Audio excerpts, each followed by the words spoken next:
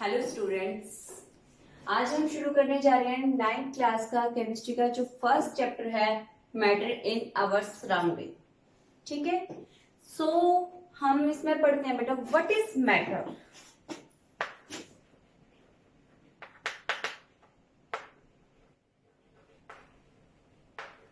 Matter क्या होता है?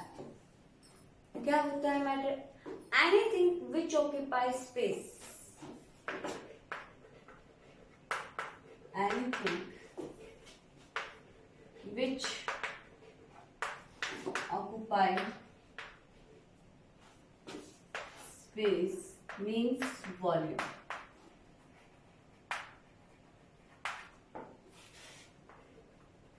And have definite mass, जिसका अपना डेफिनेट निश्चित भार हो और जो स्पेस ऑक्यूपाई करे, ठीक है, स्थान घेरे, तो वो क्या होगा? मैटर।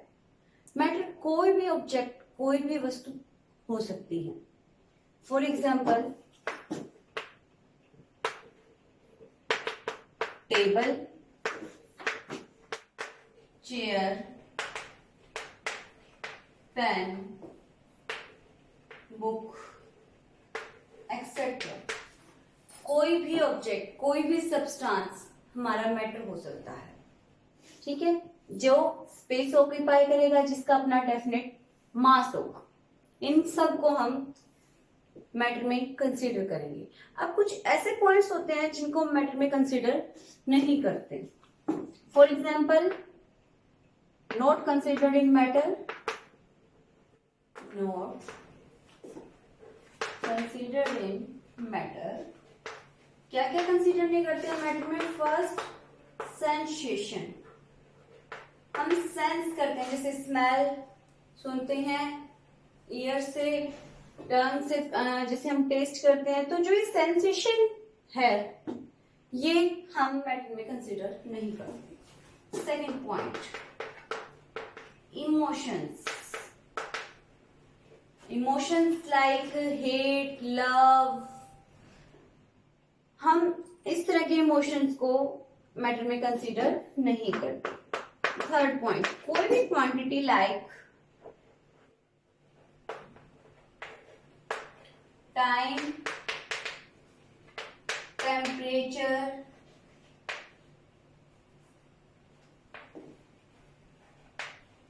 हम इनको भी मैटर में कंसीडर नहीं करते, क्योंकि ये भी स्पेस ऑक्यूपाई नहीं करते और ना ही इनका कोई वॉल्यूम, ना ही इनका अपना डेफिनेट मास। फोर्थ पॉइंट हमारे पास है बेटा, सेंसेशन हो गया, इमोशन हो गया, टाइम क्वांटिटी हो गई हमारी, and types of energy like heat energy, chemical energy, ये भी मैटर में कंसीडर्ड नहीं है। ओके, अब मैटर के बारे में दो थ्योरीज, दो साइंटिस्ट ने बताया है, दो थ्योरीज के थ्रू। फर्स्ट थ्योरी है हमारी इसमें बेटा डेमोक्रिटस साइंटिस्ट ने दी है। देखो थ्योरीज जो बताई हैं उन्होंने, फर्स्ट एक्सप्लेन किया है डेमोक्रिटस ने। डेमोक्रिटस ने क्या कहा? कहते जो मैटर है वो स्मॉलेस्ट पार्टिकल्स का बना हुआ है। स्मॉलेस्ट यूनिट्स और पार्टिकल्स बोल सकते हो आप, जिन्हें हम उन्होंने क्या कहा, जिन्हें एटम बोला गया। अकॉर्डिंग टू डर्माइटस जो स्मॉलेस्ट पार्टिकल्स है वो क्या है? एटम्स है। ठीक है। सेकंड थ्योरी, जो इंडियन साइंटिस्ट थे महर्षि कनाडा, सेकेंड थ्योरी महर्षि कनाडा ने दी थी। उन्होंने कहा कि मैटर स्मॉलेस्ट पार्टिकल्स का बना हुआ है,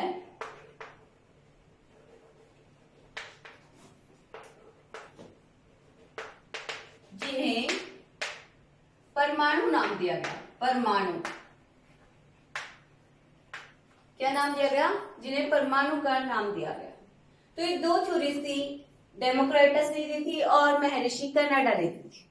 अब इन थ्योरीज के बेस पर all around nature of matter के बारे में बोला गया कि मैटर्स हैं जो वो स्मॉलेस्ट पार्टिकल्स के बने होते हैं। Matters are made up of, all matters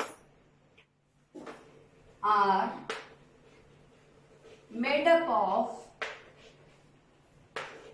smallest particles like atom ion electron नहीं बोल सकते, एटम्स के पार्ट होते हैं एटम आयन एंड मॉलिक्यूल्स। तो इनका हमारा मैटर बना होता है। All physical matters are made up of atom ion and molecules. Physical बोला गया है क्योंकि केमिकल्स भी हम, जैसे केमिकल्स हमारे लिक्विड मोस्टली हम यूज करते हैं, बट यहाँ पे फिजिकल मैटर के बारे में हम स्टडी कर रहे हैं जैसे, तो ऑल फिजिकल मैटर्स। नेक्स्ट है बेटा, अब सभी फिजिकल मैटर्स पार्टिकल्स के बने हुए हैं, एटम्स आयंस मॉलिक्यूल्स। तो इसके बाद हम स्टडी करेंगे इनकी properties according to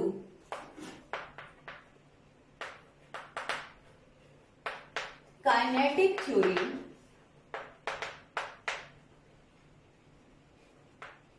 according to kinetic theory के बेस पर जो मैटर के पार्टिकल्स हैं, the particles of matter have different characteristics.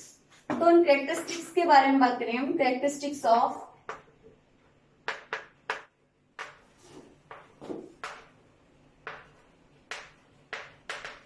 particles of matter. First characteristics, matter is made up of particles.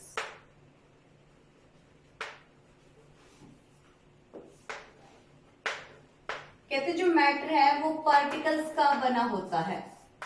हम यहीं पे इन प्रॉपर्टीज को एक्सप्लेन भी कर रहे हैं साथ में, ताकि इजी हो जाए हमारे लिए इनको एक्सप्लेन करना और याद रखना। Matter is made up of smallest particles. Matter is made up of particles. कहते मैटर हमारा पार्टिकल्स का बना होता है। ऑलवेज जो फिजिकल मैटर्स हैं वो हमारे स्मॉलेस्ट पार्टिकल्स के बने होते हैं। जैसे हमने पहले भी जैसे स्टडी कर चुके हैं अभी, एटम्स का, आयंस का एंड मॉलिक्यूल्स किसके बने होते हैं? Matter is made up of particles like atom ion and molecules. Universe में जितने भी ऑब्जेक्ट्स हैं वो स्मॉलेस्ट पार्टिकल्स के ही बने होते हैं। ठीक है। सेकेंड प्रॉपर्टी है हमारी matter, the particles are very smallest in nature. Particles are very smallest in nature. कहते हैं जिनसे मैटर हमारा जो बना हुआ मैटर, जिन पार्टिकल्स है वो बहुत स्मॉलेस्ट नेचर के होते हैं। फॉर एग्जाम्पल, हम एक बीकर लेते हैं जिसमें हमने वाटर लिया हुआ है, इसमें हमने KMnO4 को, KMnO4 पोटाशियम पर मैग्नेट, पोटाशियम पर मैग्नेट को हमने इसमें डिसॉल्व कर लिया। ठीक है, यहां तक हमने इसमें 50 ml के अराउंड क्वांटिटी बनाई जिसमें हमने पोटाशियम पर मैग्नेट को डिसॉल्व कर लिया और आफ्टर डिसोल्यूशन इसका कलर हुआ पर्पल। नेक्स्ट हमने सेकंड पिक कर लिया, बीकर बी। ये हमने ए लिया, ये हमने बीकर बी लिया। इसमें भी सेम हमने 50 ml क्वांटिटी वाटर की ली और क्या किया, इसमें से 10 ml इसमें ट्रांसफर कर दिया। 10 ml हमने KMnO4 का जो फर्स्ट सॉल्यूशन था, ए सॉल्यूशन का, वो 10 ml हमने बी सॉल्यूशन में ऐड कर दिया। तो ये पर्पल ही कलर है बट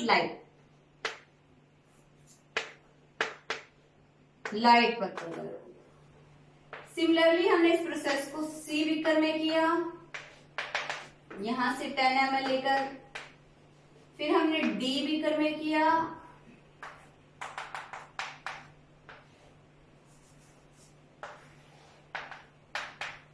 इसी तरह से 10 ml लिखा।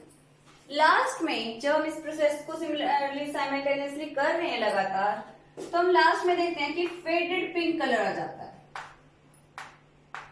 फेडेड पिंक कलर फेड हो जाता है, बिल्कुल लाइट पिंक कलर आता है। वो क्यों आ रहा है? पर्पल कलर के कारण, पोटेशियम पर मैग्नेट के कारण। अब ये जो एक्सपेरिमेंट है शो करता है, ये ऑब्जर्वेशन बताती है हमें कि जो पार्टिकल्स हैं पोटेशियम पर मैग्नेट के, जो वाटर के अंदर डिसॉल्व हो चुका है, वो कितने स्मॉलेस्ट नेचर के हैं, वो किस तरह से ट्रांसफर हो रही है। और ये प्रूव करता है कि जो पार्टिकल्स है वो बहुत स्मॉलेस्ट नेचर के हैं। जो वाटर है उसके पार्टिकल, जो ड्रॉप है एक वाटर की, उसके पार्टिकल्स 10 रेज़ टू पावर, उनका जो साइज होता है 10 रेज़ टू पावर 21। ठीक है। थर्ड प्रॉपर्टी है हमारे पास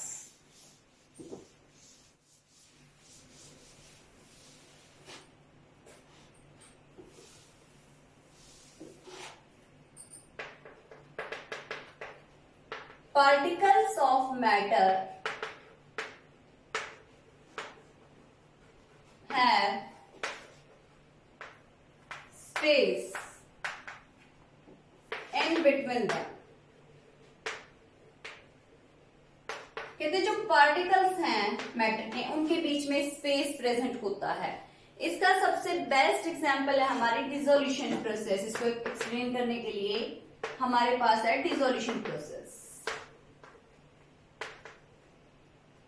डिसोल्यूशन प्रोसेस का मीनिंग क्या है? कहते हैं हम कोई भी बीकर लेते हैं, हमने उसमें कोई भी लिक्विड सॉल्यूशन लिया है, फॉर एग्जांपल हमने यहाँ पे वाटर ही लिया।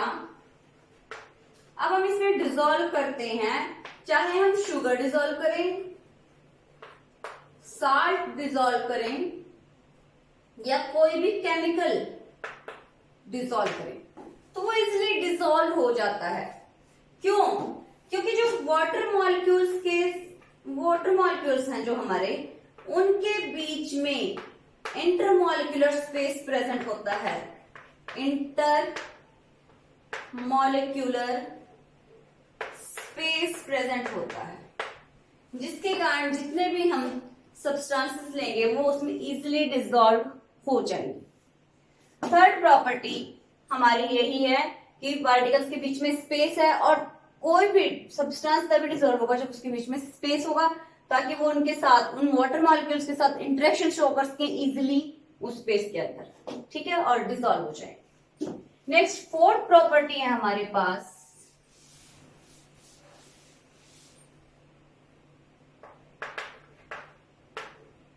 पार्टिकल्स ऑफ मैटर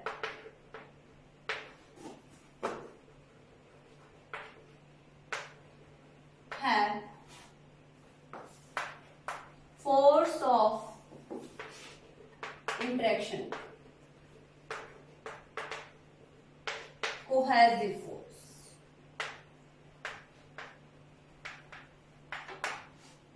देखो पार्टिकल्स, कहते हैं मैटर के जितने पार्टिकल्स हैं उनके बीच में फोर्स ऑफ इंटरेक्शंस होती हैं। वो फोर्सेस अट्रैक्टिव भी हो सकती हैं और रिपल्सिव भी हो सकती हैं। अब अट्रैक्टिव फोर्सेस, अगर सेम पार्टिकल्स हम बोलते हैं कि रिपेल करेंगे, अट्रैक्ट करेंगे, यहाँ पे हम ये लाइक रिपेल लाइक वाला कंसेप्ट नहीं है। यहाँ पे देखो अगर सेम पार्टिकल्स हैं तो उनके बीच में जो इंटरेक्शंस होती हैं उनको हम कोहेजन फोर्सेस या कोहेसिव फोर्सेस बोलते हैं। इसलिए मैंने यहाँ पे क्लियरली राइट भी किया हुआ कि कोहेसिव फोर्सेस। अगर हमारा डिफरेंट टाइप्स के मैटर के बीच में इंटरेक्शन स्टडी करते हैं तो वहां पे फोर्स हो जाएगी हमारी एडहेसिव। ठीक है, तो ये कोहेसिव फोर्स हम स्टडी करेंगे यहाँ पे। कहते जो पार्टिकल्स ऑफ मैटर है उनमें हमारे किस तरह की इंटरेक्शंस होती है? कोहेसिव इंटरेक्शंस होती हैं, और इन कोहेसिव इंटरेक्शंस के बेस पर ही हमारे मैटर की स्टेट्स एक्सप्लेन की जाती हैं, such as solid, liquid and gas. जो तीन स्टेट्स हैं ये इन इंटरेक्शंस के बेस पर ही बताई जाती हैं कि वहां पर इंटरेक्शंस कैसी हैं, सॉलिड, लिक्विड, गैस। जैसे सॉलिड है उनमें इंटरेक्शंस क्या होती है? बहुत ज्यादा हाई, लिक्विड में कम, और गैस में इंटरेक्शंस बिल्कुल क्या हो जाएंगी? कम हो जाएंगी पार्टिकल्स के बीच में। ठीक है, इज इट क्लियर? नेक्स्ट है जैसे हमारे पास इसमें ही 5th पॉइंट है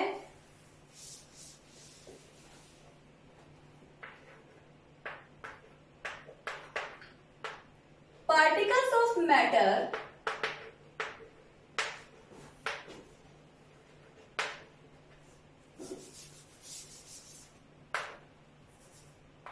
are continuously moving.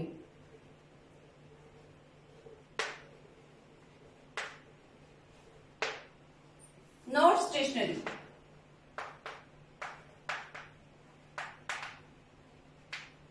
कहते जो पार्टिकल्स होते हैं मैटर के वो कॉन्टिन्यूसली मोशन में रहते हैं, मूव करते रहते हैं, वो एक जगह पर फिक्स नहीं रहते।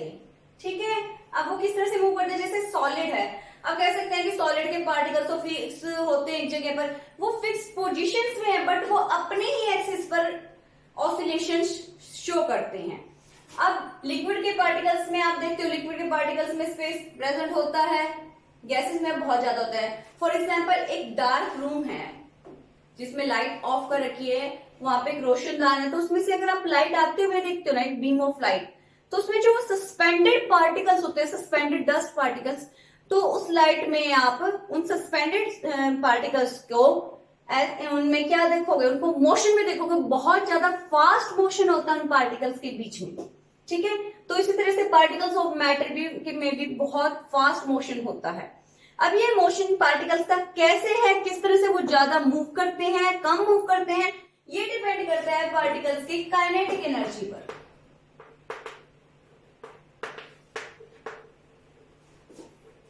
अगर पार्टिकल्स की, जैसे भी कोई भी हमारा मैटर है, अगर उसकी काइनेटिक एनर्जी इंक्रीज हो जाती है तो क्या होगा, उसकी वेलोसिटी ऑफ पार्टिकल्स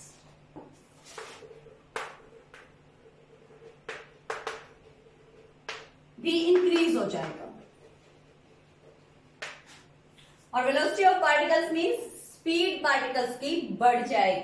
ठीक है, अब काइनेटिक एनर्जी क्यों बढ़ती है, कहते हैं अगर किसी का टेम्परेचर हाई है तो अकॉर्डिंग टू बोल्ट्जमैन इक्वेशन,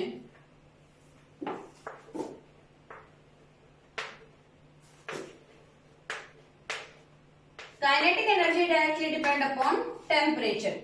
ठीक है, हमारी जो एनर्जी है वो डायरेक्टली किस पे डिपेंड कर रही है, टेम्परेचर पर। के हमारा बोल्ट्जमैन कांस्टेंट है या प्रोपोर्शनैलिटी कांस्टेंट बोल दो या बोल्ट्जमैन कांस्टेंट बोल दो, तो वहां पे जो हमारी काइनेटिक एनर्जी है वो टेम्परेचर डिपेंडेंट है। अगर किसी भी मैटर का टेम्परेचर हाई है तो क्या होगा, वहां पे काइनेटिक एनर्जी हाई हो जाएगी, और काइनेटिक एनर्जी का फॉर्मूला क्या होता है, 1/2mv²। अब अगर काइनेटिक एनर्जी बढ़ रही है तो वेलोसिटी इंक्रीज हो जाएगी, वेलोसिटी इंक्रीज होगी तो पार्टिकल्स का मोशन बहुत ज्यादा हाई हो जाएगा। अब जैसे सॉलिड्स है, सॉलिड्स का टेम्परेचर बहुत कम होता है, ठीक है, in comparison to liquid and gas. तो अगर सॉलिड का टेम्परेचर बहुत लो है तो उनका क्या हो जाएगा, काइनेटिक एनर्जी भी कम हो जाएगी, पार्टिकल्स का मोशन भी कम हो जाएगा। ठीक है, तो वो अपना फिक्स, आप बोलते हो कि फिक्स पोजीशंस में रहता है, ऐसे आपको शो दिखता है उसमें, बट वो ऑसिलेट करते हैं अपनी ही एक्सिस पर। ओके, नेक्स्ट जैसे लिक्विड में हाई हो जाएगा टेम्परेचर, गैसेस में बहुत ज्यादा हाई हो जाएगा, तो वहां पे मूवमेंट फास्ट हो जाएगा। तो यहाँ पे हमारे पास 2 पॉइंट्स है, 2 करेक्टरिस्टिक पॉइंट्स आए। करेक्टरिस्टिक आई हमारी 4th, जिसमें क्या बताया गया था कि पार्टिकल्स ऑफ मैटर के बीच में स्पेस प्रेजेंट होता है।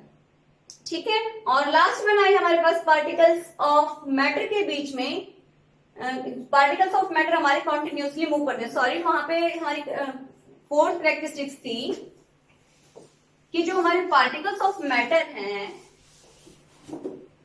हमारी 4th करेक्टरिस्टिक्स थी पार्टिकल्स ऑफ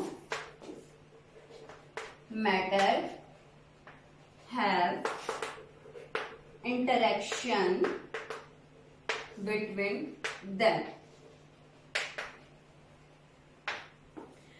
तो इंटरेक्शंस के बेस पर मैंने वहां पे आपको जब ये एक्सप्लेन कर रही थी तब भी वहां पे बताया था कि इंटरेक्शंस के बेस पर हम मैटर की स्टेट्स को क्लासिफाई करते हैं, सॉलिड, लिक्विड, गैस। उसी तरह से पार्टिकल्स ऑफ मैटर का जो मोशन है, मूवमेंट है, कॉन्टिन्यूसली मूव करते हैं वो, इसके बेस पर भी हम पार्टिकल्स जो मैटर है उसको क्लासिफाई कर सकते हैं 3 स्टेट्स में, सॉलिड, लिक्विड एंड गैस।